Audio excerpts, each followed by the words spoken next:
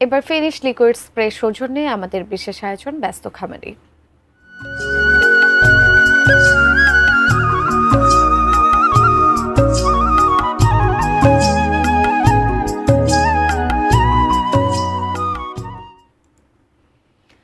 কোরবানির হাটে কুষ্টিয়ার গরুর বাড়তি চাহিদা রয়েছে।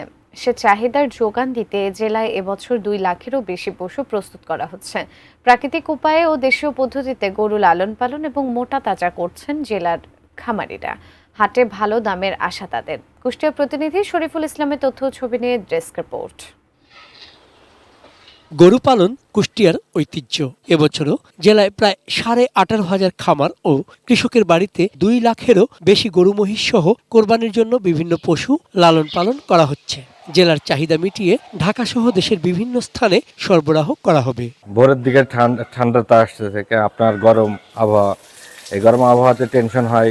আমরা 3বার গায়ে পানি দেওয়ার চেষ্টা করি এবং উপরে ফ্যান চলে সব সময়। সরকারের কাছে আবেদন যাতে সামনে কোরবানির আগে যাতে গরু ইন্ডিয়া বা অন্যান্য দেশ থেকে যাতে না আসে। এসব খামারে কাজ করে অনেকেরই হয়েছে কর্মসংস্থান। কোরবানির হাটে পশুগুলো তুলতে পরিচর্যায় সময় পার করছেন তারা। প্রায় 130টার উপরে মহিষ আছে। এই ফার্ম চালাতে ব্যাপক খরচ।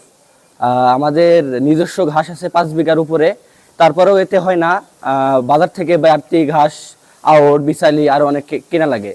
কোনো রকম ক্ষতিকর খাদ্য বা ওষুধ ছাড়া নিরাপদ পশু লালন পালনে খামারিদের পরামর্শ ও সহযোগিতা দিয়ে আসছে প্রাণী সম্পদ দপ্তর।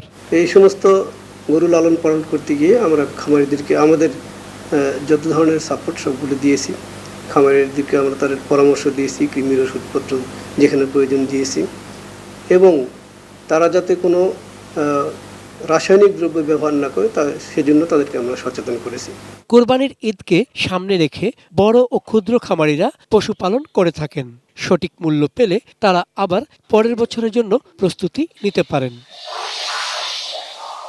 চন্দন Pal, desk report, ATN news. Finish আসলে একটা জিনিস, সস্তায় বস্তাপতা জিনিস, স্পার্টা চিনে ফিনিশ।